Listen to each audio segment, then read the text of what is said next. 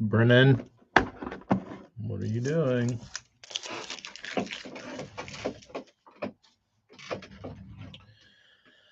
Oh, new managing moderators. Frank. No, I'll never go to the Forbidden Sea. No. Oh no. I think I'm gonna move from tackle to mechanic craft because that's all I've done for 3 days. So Monday, I'll tell you what a waste of a week this was. Monday, I had to wait on Amy to get home because she got stormed in to Baton Rouge. So I couldn't wake up and go to work on Monday morning because I had the little baby. I had to watch it. So sit at home, play with the kid. Then I decide I'm gonna go and do something. I didn't do shit. Or maybe I like came to the shop and like sent some stuff out or something. Wasn't a full day. It was like I got here like 1. But then yesterday, Amy said, I need you to go pick up a bed. I need your truck to pick up a bed. So I said, you're not going to be able to do it. You're not going to be able to strap it down to where it doesn't fall off the truck. And then it's going to be even worse if I have to go drag this thing off the side of the road. So I'd rather just do it. So, but in between that, driving my truck to work, I said, this thing is really driving like shit. So I thought that my converter had finally like blown a chunk of shit and closed the pipe up. So because it's like real bad loss of power. So I'm like, all right, well, let's see if I can get this thing fixed in a decent enough time to be able to go get this fixed, then go get pick up the kids' beds. So I drop it off at the shop, the muffler shop, and they don't bend me over too bad. Change out the O2 sensors and get a new catalytic converter. Well, put the truck down on the ground, drive it off. It's okay. About a mile later, on the way to get the children's beds, it's running like even worse. Now that it can breathe better, it's worse. So I said, all right. So I take the beds, bring them here to the shop, unload them, uh, and then I go back to like Advanced Auto Parts, and I was like, pull the codes. I need something. So he pulls the codes and he says, knock sensor. Is that okay? Which one? What bank 1 or bank 2? And he says, they have. He said the readers they give us now are shitty, like they're shittier. He said than the old ones. The old ones would tell you that, but the new ones that we're using don't tell you that. I was like, so I have to guess? And he's like, yeah. I said, okay. Well,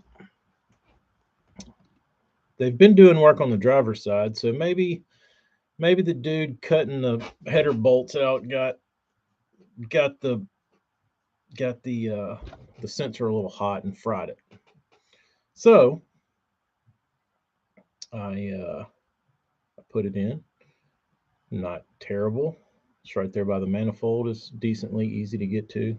Um, so put that in. Still runs like shit. So I get home. And I'm like, something's going on. So I find some like Maxima car forum, and the dude's talking about changing out his knock sensor, and he's like, "Yeah, it still runs like shit." And everybody was like, "Oh, you got to reset the ECU to do that." like after you do it. So, oh, that makes sense. Kind of like when you do like a work on your throttle body or something, and TPS or whatever it is. So I I go out there and I like unhook the battery and connect the connect the positive and negative and let it drain the reserve of juice. Go back out there like an hour later, crank it up. Thing is running like a damn scalded ape. Like it's damn running, and I get excited. I was like, man, I just want to drive this thing now. So um, I get in it this morning, and it's driving good.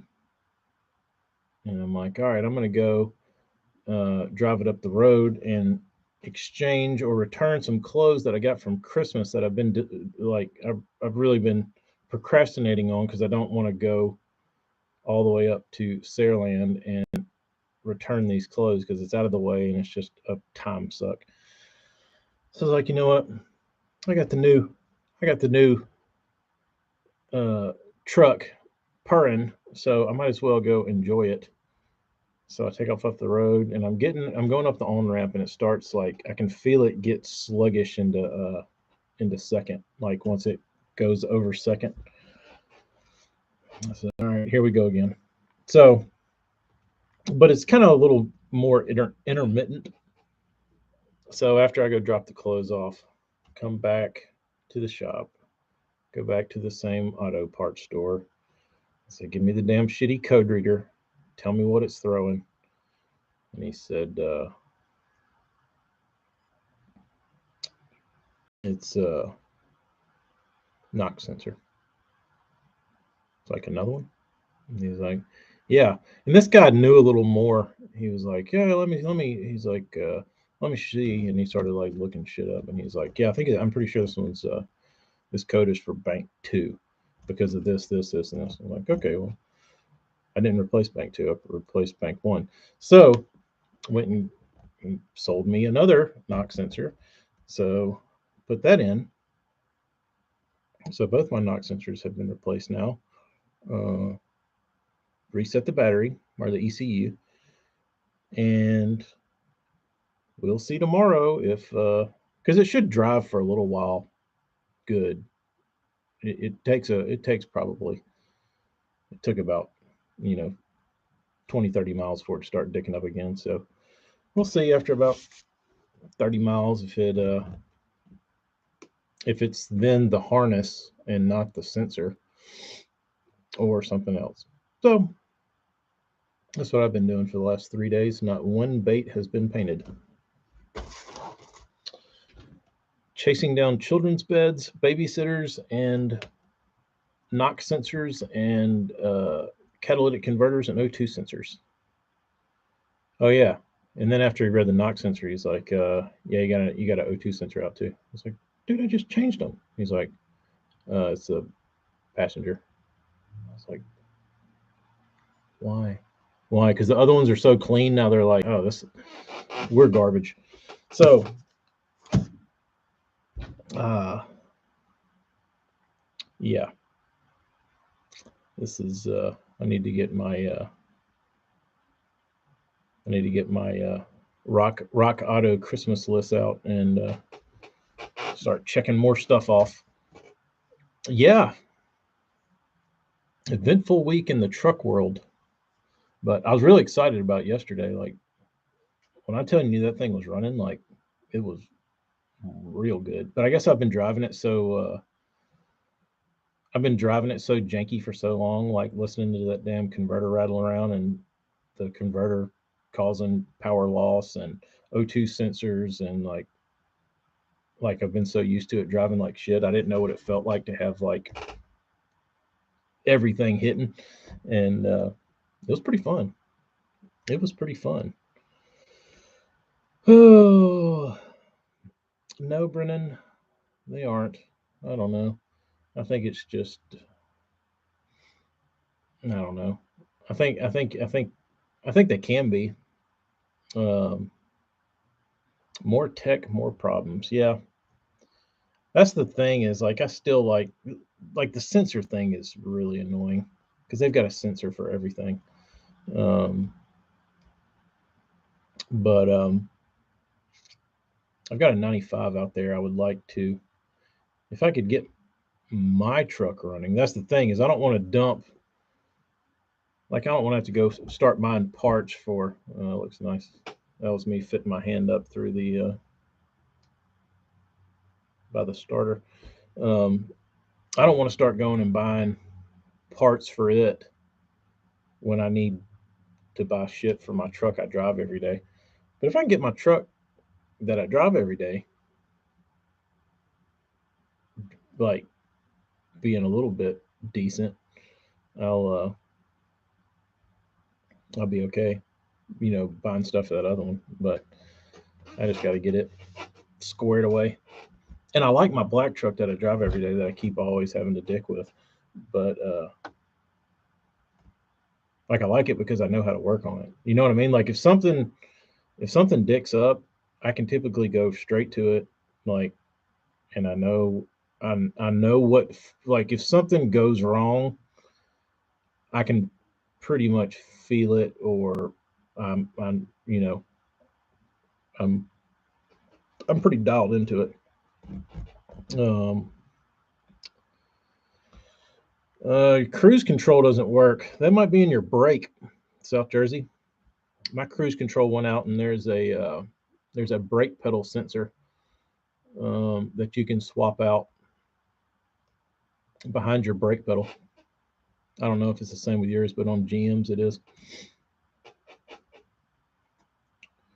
Um, it's super easy, dude. Like if I'm, it you might get lucky. It might be the same thing, but yeah, there's literally a sensor behind your brake pedal, and you can swap it out, and it's like a $20 part. Takes 2 seconds to change out. Look into it. If you like cruise, if you want your cruise control back, been there and done that one. That one's marked off the list. Um, Trying to think any other oddities that I haven't fixed yet. The only odd one I have that I haven't wanted to dick with is I have sporadic locking and unlocking out of my uh, driver's side rear door. Sometimes it unlocks, sometimes it won't. I don't. It doesn't bother me enough to want to take the door panel off. Um, Kyle, when I was putting my radiator in, I took the whole air system off, and I looked at the throttle body, and it probably needs a cleaning. Um, but I don't want to do it because the last time I did it, the relearn period was awful, and I didn't want to have to go through that again. Because once I cleaned it, like that thing ran like ass. But I run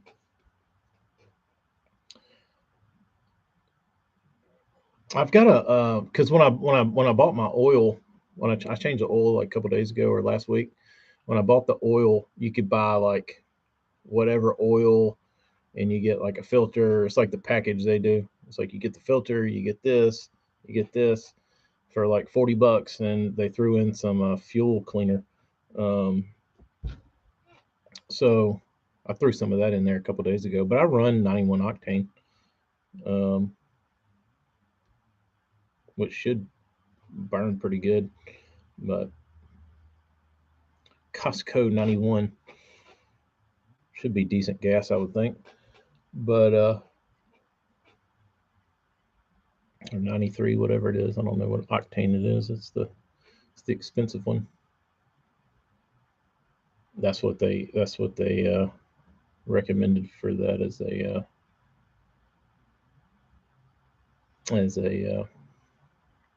for the 6.2. Yeah, that happened to me as well in my 2011. What happened to you? The door? you just had nightmarish stories with it.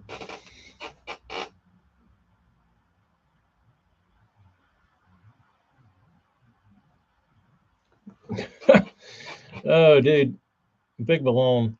I cannot tell you the difference. Y'all know this shit if you've ever worked on anything. Oh, the throttle body. Um,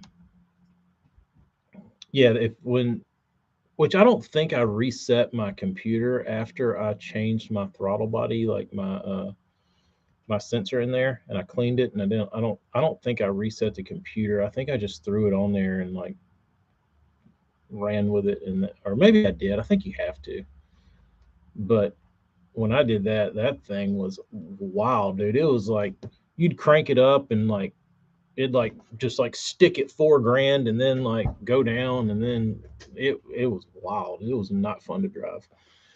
Um, but Big Malone, the biggest thing that I've uh, noticed um, about this shit is that if you had just the lift with minimal tools, just the lift would make uh,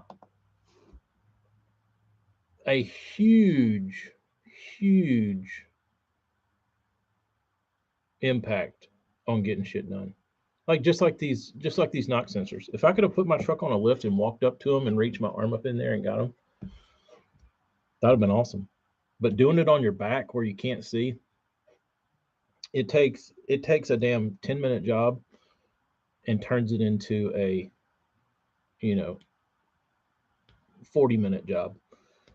Not to mention what all you can see when your truck's up in the air and you're looking at it right here compared to when you're on your back staring up like this far from the drivetrain. So if you could just get a damn lift. I was talking to him outside when I was changing this out. He's like, man, we really need one of those lifts. He's like, I think we could put one just out here on this slab and leave it outside. I was like, dude, I don't know that I want to be standing under a truck on a lift that lives outside. I was like, you might feel okay doing that. But I was like, I don't know that. I don't know about that. Um, I rather just do it right and have it indoors, not buy a lift and leave it outside in the damn rain. That just sounds like asking for something disastrous, uh, but would be nice. But when I was in Austin, the people that worked next door to me had they did like frame swaps on old step vans, like international step vans. They would swap the frames and redo the bodies and flip them pretty much. Um, but they ordered 2 lifts, I believe, and they were like, "You need to order them from these people." I was like, "Oh yeah," and they're like, "Yeah, it was really cheap. It was like I think the lifts they got were like $1,500, and the people would bring them and install them like anywhere, like it was like a national company, and I was like, that's pretty nice. I'm sure it's gone up by now. That was um, many moons ago, but yeah, that would be sweet. That's one of my like all these fishing dudes have all this like all their like tackle rooms and all this shit. I don't want that. Like I do, but beside my boat in a big tackle shop, boat warehouse, whatever you want to call it, man cave shed will be a damn lift because there's like I don't know. I like I like working on shit. I think it's fun. I like knowing how stuff works, uh, and to just be able to like I don't know, just inspect your damn shit. You know what I mean? change your oil. That'd be way more fun on your just having a lift to do it. But then again, I guess if you can afford to build yourself a giant shop to house your boat and all your fishing gear and all your bullshit, uh, are you really putting a lift in there to like change out your knock sensor on your shitty old truck? Maybe. I probably would. But that's what Amy was asking me. She was like, if you could get any truck, what would you get? I was like, I wouldn't get a truck. I would get mine running like I want it, and I would like paint it and like get it right, and I would just drive the shit out of it. Like I don't need something new. Uh, if you said go out and get you a new truck, maybe I'd put a brand new engine in it and like a badass transmission. But I would like build a truck more than I would want to go buy one. I would especially like to have as much trouble as they are. The LSs, if you get them right, LS is a damn badass motor that makes a lot of power and can generally be reliable if they're kept up. Um, and they don't have AFM and all that kind of shit. But yeah, I'd like to have just my truck on steroids, like just redone. Um, can get you a cheap ass code reader off Amazon and save you many trips. Huh? Hella. I figure I got to go up there anyway. You know what I mean? So I might as well do. And the problem with me and code readers is I know if I have a code reader, I might as well just leave it plugged in all the time because I'm just gonna like it's gonna drive me nuts. Because I'll have to like wake up every day and be like, oh, let's see what codes are thrown today. Um, I am I'm a Harbor Freight fan. I don't own any of their I don't own any of their electrical tools. I don't know that I'm a huge fan of those. My dad buys them. He's got like a multi-tool and like he buys all kinds of weird like stuff you don't use a whole lot. He'll buy those from there. Um, I think I bought an electric power washer from there. It was a piece of junk. Um, I had two, and both of those broke in the same place. There's a fitting inside the gun that blows up. Um, got rid of those. Uh, got a Ryobi one, and it's been really good. Um, Snap-on tools. Snap-on's a waste of money unless you have. They make certain really specialty tools that are good, but like if you're just gonna buy a damn wrench, like this is coming from me working with a guy who was a professional diesel mechanic who had every Snap-on, Matco, whatever. Like the dude had hundreds of thousands of dollars in tools, and he used that damn Pittsburgh shit. He could have used whatever he wanted because he had it, but he's like, listen, dude, they all damn turn. Like, just buy the damn Harbor Freight. He's like, I've got them all, and I don't use them. I use Harbor Freight all the damn time. And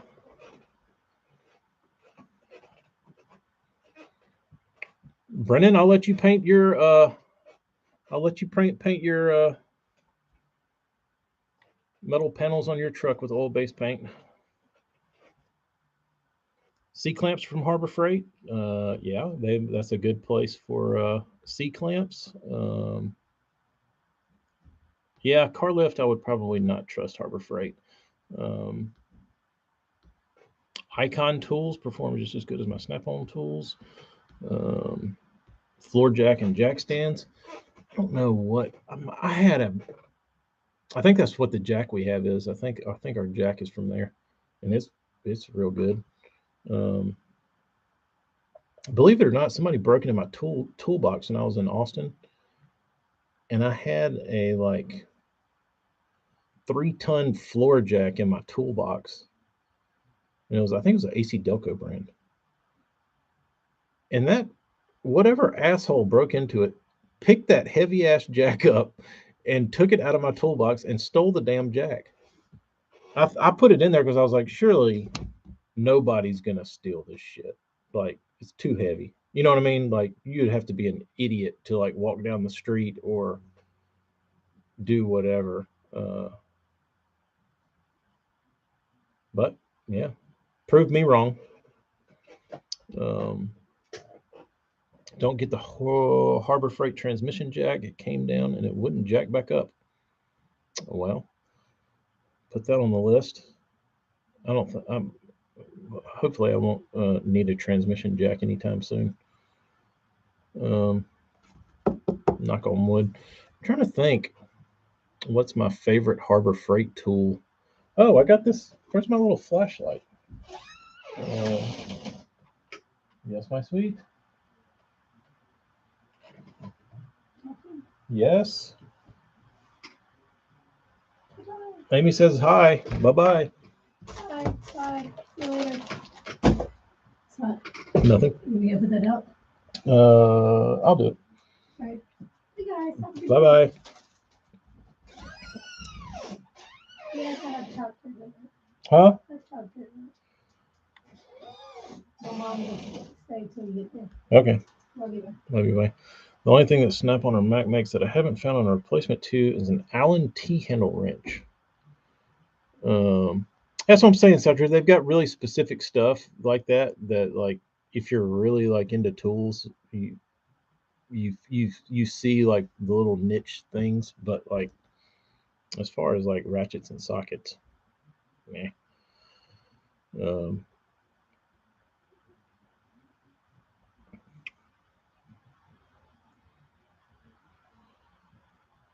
the what is? I bought a little. I bought a little like LED flashlight that's like a pin, and that thing has been awesome. I use it more than I do hardly any other flashlight I've got, and it was like $2. It's like this. It's like that. It's like that shit you buy. What do they call it? Like, it's all the stuff like when you're at the register. They've got it hanging there, and you're like, do I need that? Yes, yes, I do. I certainly need this $2 flashlight. Yeah, but I don't. Flashlight's one of those things I don't feel like you can ever have too many. You know what I mean? Because you always put them somewhere. But if you've got just like an overload surplus of uh, flashlights, you always have one. Project Farm Channel, really good channel to watch for power tools. He tests cheap China brands to top brands. There you go. Speaking of Kyle, speaking of testing cheap China brands, so after I changed my knock sensor out yesterday afternoon, I was so excited to go try the try my thing. I had my Pittsburgh like socket and ratchet, the big box, the like 168 piece set. I had it on my tailgate, and I was so excited to go see if my truck was going to run good. I hopped in it, drove out of the parking lot, and when I drove onto the street, I heard crashing. And I looked in my side mirror, and I see all my sockets and wrenches scattering out into the street.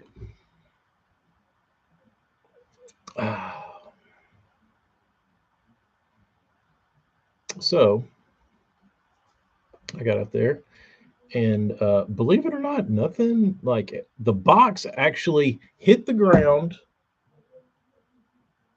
and only one hinge broke. So I was pretty impressed with that. And believe it or not, everything in the top section, like where the wrenches go and like the pliers and all that bullshit, I think only one wrench popped out. The sockets were everywhere. I had to pick up like literally, 8,500 sockets. Um, but the top half of the book only had one wrench that fell out, which surprised me. Um, uh, Hella, I'm very excited about seeing Epic E on the show tonight. That'll be fun. Um, Power Tools Makita impacts have turned to shit. The old ones perform way better. The only thing better is the battery.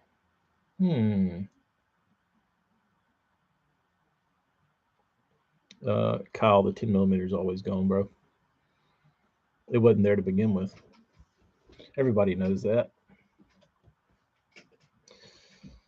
Everybody knows that. I didn't have to worry about losing it. You can't lose what is already lost. But I was missing a 5/16 quarter-inch socket, but I had two 3/16. How'd this happen? I see a lot of people use Milwaukee. I'm not going to water down EE's time with foil hat talk. Stick to fishing. Exactly. Stick to what he knows. Stick to what he's good at. Yeah, the Milwaukee stuff's good. That's what my dad uses. He has Milwaukee, which is Algonquin for the good land. Name that movie. Name that movie. Where's AJ? Where's AJ when I need him? The Great Reset. Wayne's World. Nice one, Hella. Nice one.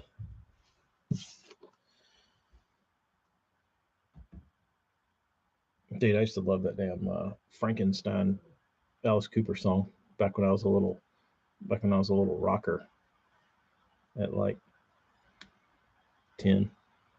DeWalt, Milwaukee, and Makita. I've got a DeWalt set that I use that I've had for ever, and it's still plugging along. It was right when they went to lithium batteries, so that's pretty nice.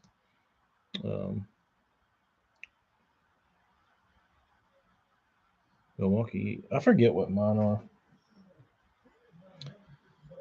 The shitty thing about my DeWalt is I think my DeWalts are 18 volts,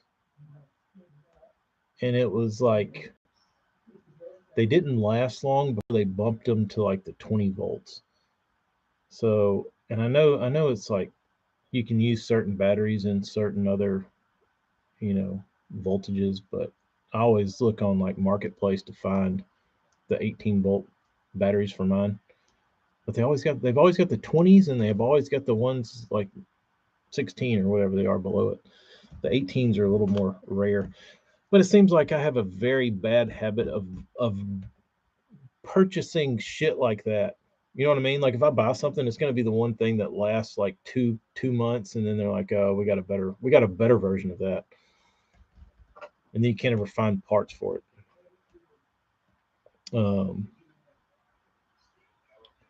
But back when the construction biz was running, we typically ran all DeWalt shit. We had DeWalt shit out the ass. Uh, we had a hammer drill that was a Bosch, and Bosch I wasn't typically a fan of, but that son of a bitch was bulletproof, dude, and strong. But that was like the one good thing they ever made. Um,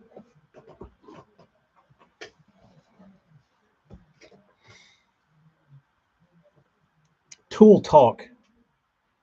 Who would have thought this would have turned into home improvement? I do like tool talk though. If you use tools, if you're a tool user, it's fun. If you're not,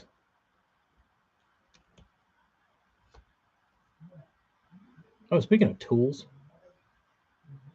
Bosch hammer drill worth the buy. Yeah, it was. I don't. Like I said, I know. I know, especially in the automotive world, Bosch has not the greatest reputation. Like their O2 sensors are shit, and all their spark plugs and whatever other bullshit they make is not good. And but if you see somebody roll up with a Black & Decker anything, you need to run the other way. If you got somebody coming to work on your shit and they pull out Black & Decker, hit the road, send them the other way.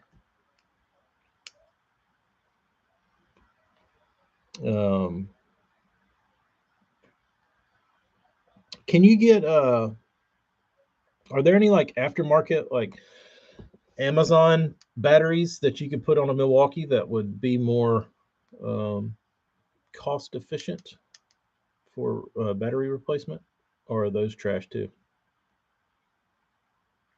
Dude, all right. I don't know if my mom's gonna listen to this, but I'll tell the story. I hope she doesn't watch. I hope she's not watching right now. Anyway, if you are, yeah, we're sorry. But my beautiful wife was borrowing my mother's hedge trimmer, and she plugged it in, and it started smoking. She hadn't even used it yet, but it started dicking up. So she like tried it for a little while, and it really like fucked up. Like it was literally smoking. So the little shitty motor in it burned up. So Amy calls me. She's like, "Honey, come here, come here, come here, come here." I was like, "What?" She's like, "This thing's broken." I'm like, "What's wrong with it?" And she's like, "It's like smoking." So you could like smell it and tell that the motor had fried. And I was like, "Yeah, you burned it up. What's the big deal?" And she's like, "It's your mom's." Oh boy. So I said, "All right, uh, we gotta fix this." And I was like, I really don't want to buy another one of these. And she was like, "Why?" I was like, "Because this is the biggest piece of shit on the planet, dude. Like, the fact that it's lasted as long as it has is a Christmas miracle. Like, it is literally an orange Black & Decker hedge trimmer. And if you've ever owned anything Black & Decker, they make the raunchiest, most worth. Like, I would proudly use any electric tool at Harbor Freight like it was the finest Makita on the market over a Black & Decker anything. So I get on Marketplace, find another one, and I was like, why can't I? Like, I would prefer to just buy her, but I know she won't want it. She will want a replacement for what she had, but I'd rather just get her like something decent. But um, I replaced it. Uh, See, Marty, did you have a hedge trimmer? Maybe that was the best thing they ever built. Because everything I've ever owned from them, we've had little shitty drills. It was a hedge trimmer. How about that? Maybe they got it right with the hedge trimmer. Um, but everything I've ever used from them like was just it would literally smoke after like 10 minutes of use. Um, well, maybe we learned something that whoever they got to build that one for them was pretty decent at it. It wasn't the same people building their drills or any other equipment that they make. Only Black & Decker I purchased. How about that? They must have that that market cornered. Yeah, that's probably what it was. Hella, they probably whoever they sourced to build their hedge trimmer must have you know been pretty decent at it. Because like I said, there has been a boneyard of Black & Decker tools that have come and gone through here over the last 40 years that somehow, I don't know, because nobody's buying them. I don't know how we would acquire them, but who knows? But so I guess that's, if you learned anything today,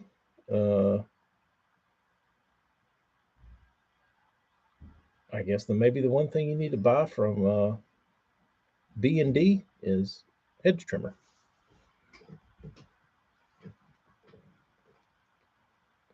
Kyle, that is probably, I don't know. I've never tried to trim hedges with a Sawzall. That might work pretty good though.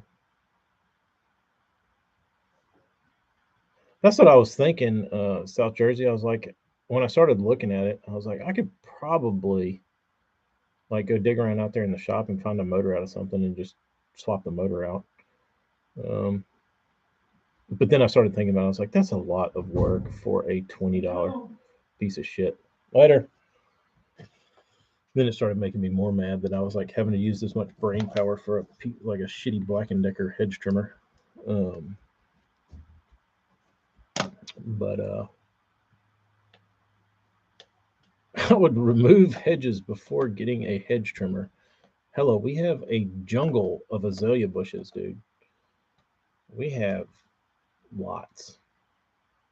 And I'm with you. I would almost like to nuke the yard and just like start clean, start anew.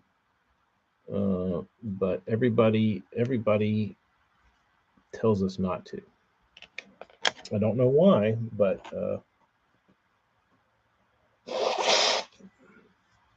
I try and nuke the yard, and everybody says, you don't need to do that. So, well, you come trim these hedges.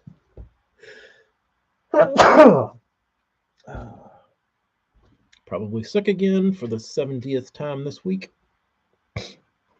Yeah, I want the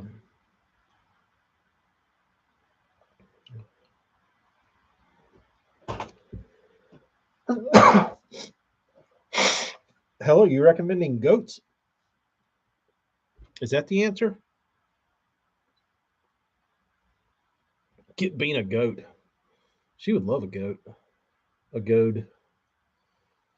I would concrete the whole yard and spray it green. Kyle, I did look into that turf, that like real looking fake grass. Cause Bean was watching this show, and whatever the family was, they had, I'm assuming it wasn't their real house, that they would rent a house, or like, lease a house or something to film their videos in. And it had like this perfectly beautiful manicured green grass, and it was always the same. And I was like, I think I need to check that stuff out, because their grass always looks awesome. But you have to have the right setup for it, because it was like, around a pool. It's like, I don't think I would hate not having live grass. Like if I had just had beautiful grass all the time and I never had to do anything to it, but it was fake, I could probably live with that. Especially if it was padded. I don't know though. Yeah, we live by a pretty busy road, so we would have to have a serious fence, because if we didn't, we would have goat road pizza probably on a weekly basis. We would have to be replacing goats, because they would be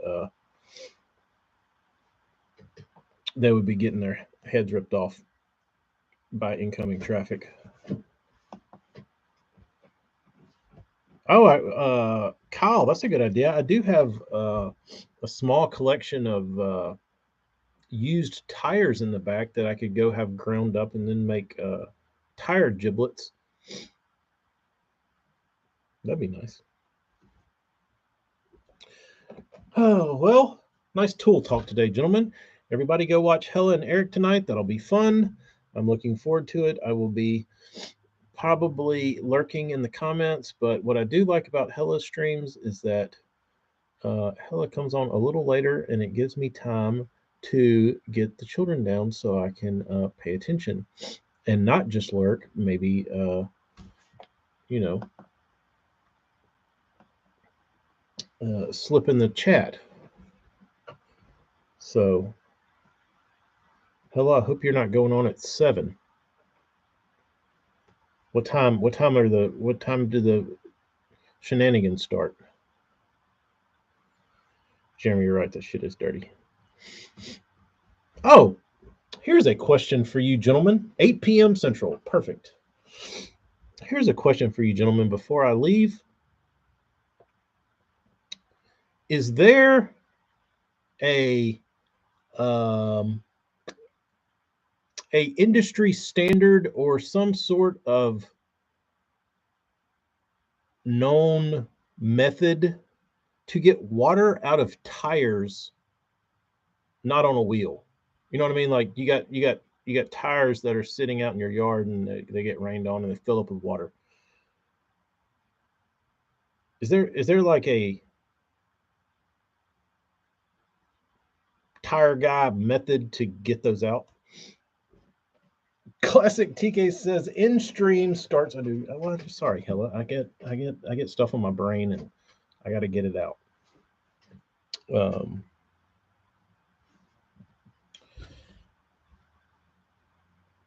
But like, I could sit around and figure, ways to get it out, but I didn't know if there's like if I took it to a tire shop and was like, here's my tire full of water, if they would pull some move that I would be like, oh, that was smart.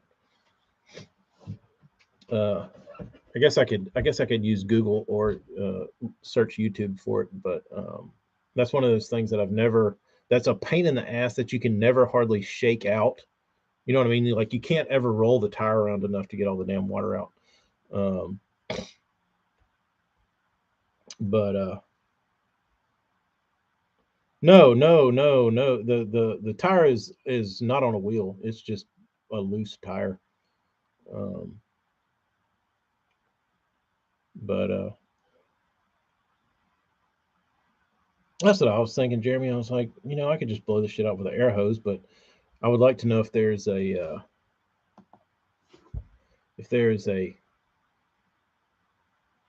smarter, cleaner method.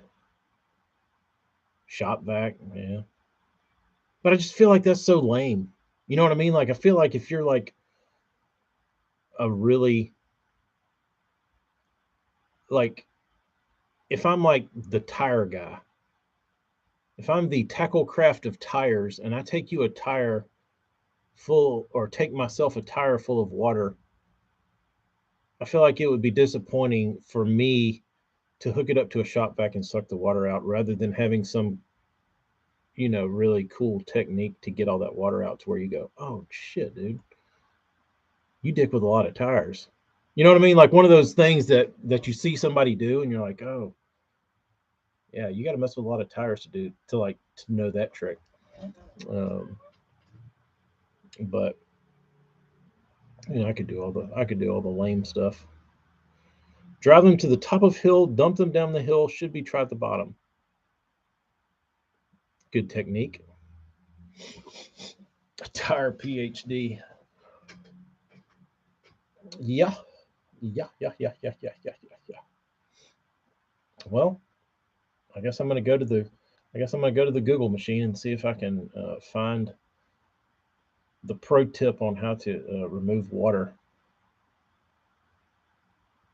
Get the beans some sand, a sand shovel, and let her go to town. Yeah, she would probably have that stuff out pretty quick. Knowing her, she'd be trying to drink it though. She's all about some bath water or anything else. Like if there's like standing water, she's like, "Ooh, let me drink this." Got a bird bath? She'll lap it up, bro. Put a straw on it. All right. I'm moving for real this time.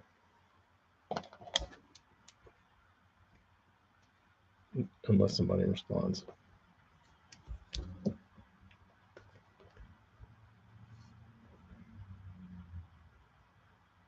See them in front of a bucket video. Those are pretty dry. Oh, all right, dudes. All right, dudes. Y'all be good. We'll see you on Hella Bass. Hella. I have a question for you. Why do you not have a Hella Bass logo?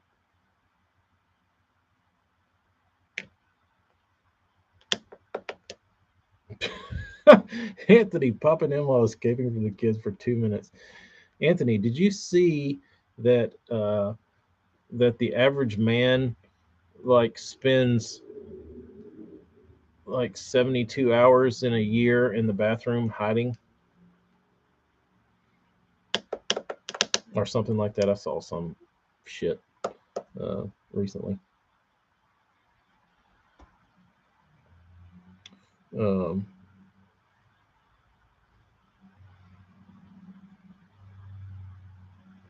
Hella, I just think there's a lot to be done with Hella Bass that you can make awesome.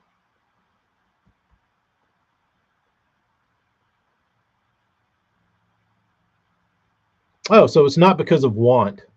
You would, but I can just see I see good stuff with Hella Bass. Like I can that like that's a it's a good uh uh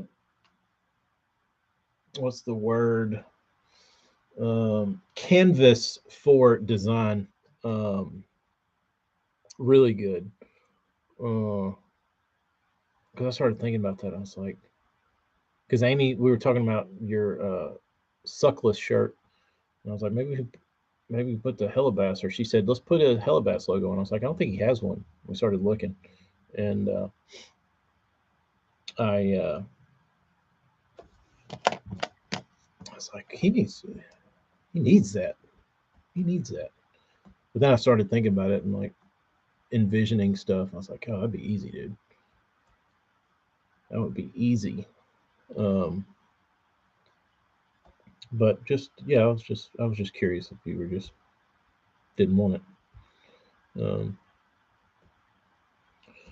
But because like there's a lot of like, there's 90% of the shit out there in the fishing world is boring and stupid and like doesn't have any direction, like as far as where you could go with like a logo. But Hellabass is good. I'll put my thinking cap on. I'll put my thinking cap on. But I don't know your style. You gotta like I've never. I don't know. I will put my thinking cap on. So a bass with a cutoff hat with flames coming out of it. Yeah, I'll just send you a Guy Fieri logo. Yeah, I would say so. Bread and visor. Oh, all right. Well, I'm really leaving. Y'all be good. See y'all.